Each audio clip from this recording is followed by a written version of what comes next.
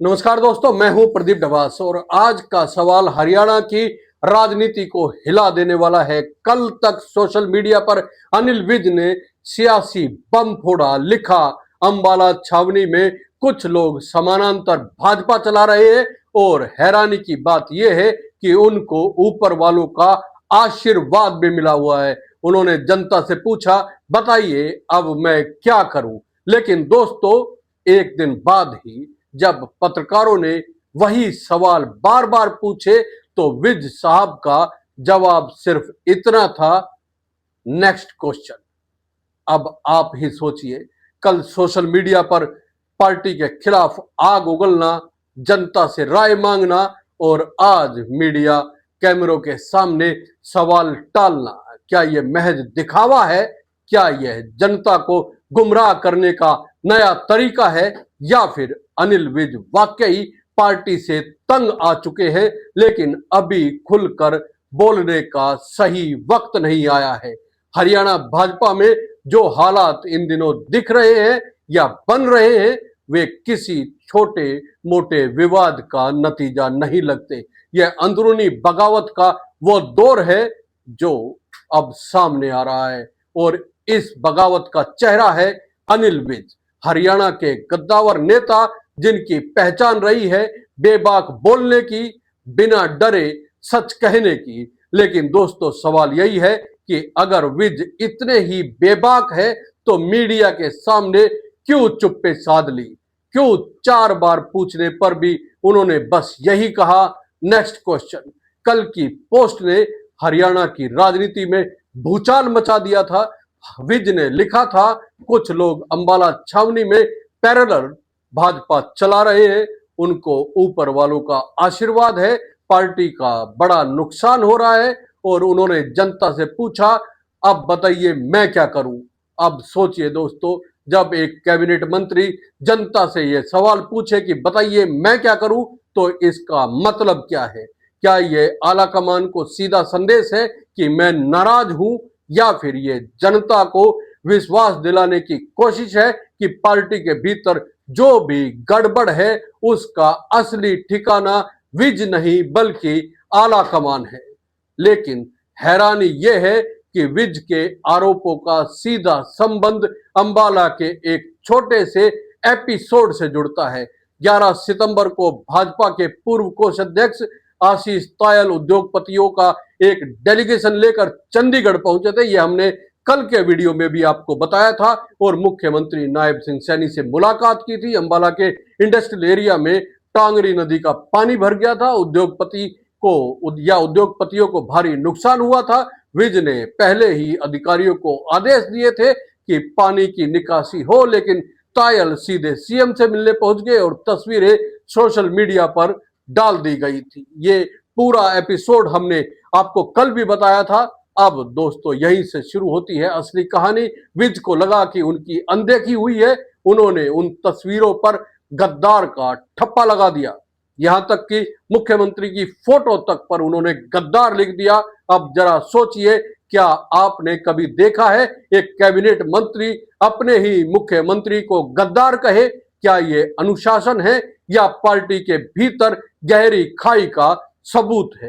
अंबाला भाजपा जिला अध्यक्ष मनदीप राणा कह चुके हैं कि पार्टी में सब कुछ ठीक है, कोई गुटबाजी नहीं है। लेकिन दोस्तों, अगर सब कुछ ठीक है तो फिर मंत्री अनिल विज बार बार क्यों बगावत की आवाज उठाते हैं? क्यों सोशल मीडिया पर पोस्ट लिखते हैं? क्यों जनता से राय मांगते हैं? क्यों पार्टी आला कमान चुपचाप तमाशा देखता रहता है? अब जरा पीछे चलते हैं। यहाँ इतिहास की बात करनी जरूरी है और बहुत ज्यादा पीछे जाने की जरूरत भी नहीं है।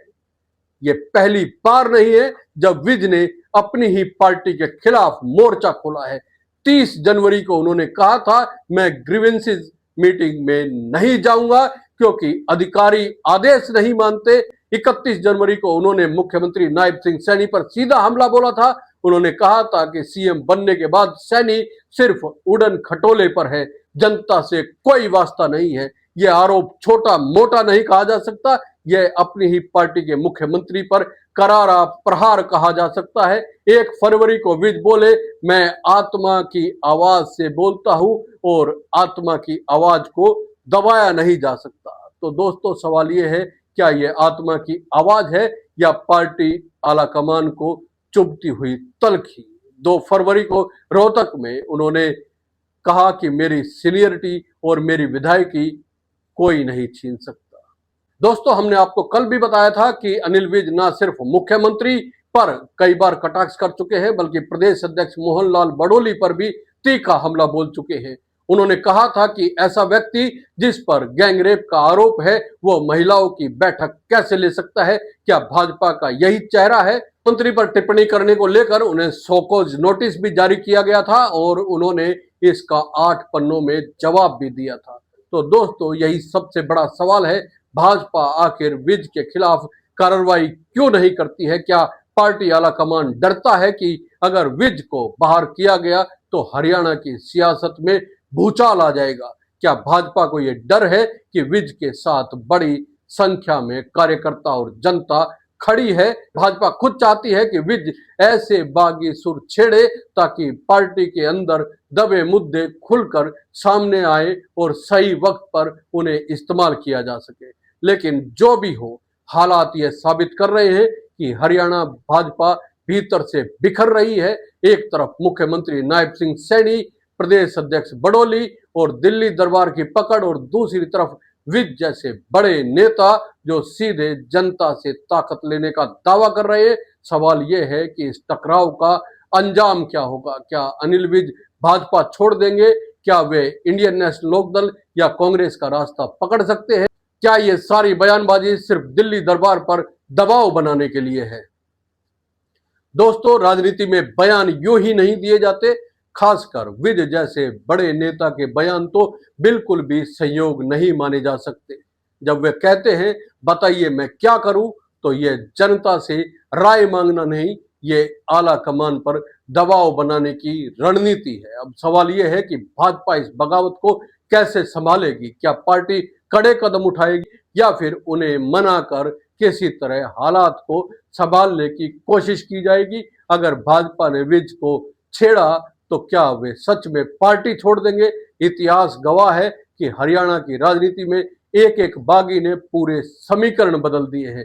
चौटाला परिवार इसका सबसे बड़ा उदाहरण है और अब अगर विज बागी होते हैं तो भाजपा की जड़ें हरियाणा में हिल सकती हैं। तो दोस्तों आज का सवाल यही है, कल तक सोशल मीडिया पर बगावत, आज मीडिया के सामने चुप्पी, क्या ये नाराजगी है? क्या ये ड्रामा है या खुली बगावत का आगाज है? क्या भाजपा अब सत्ता में अंदर से बिखर रही है और क्या अनिल विज हरियाणा भाजपा के लिए सबसे बड़ा सिरदर्द बने हैं?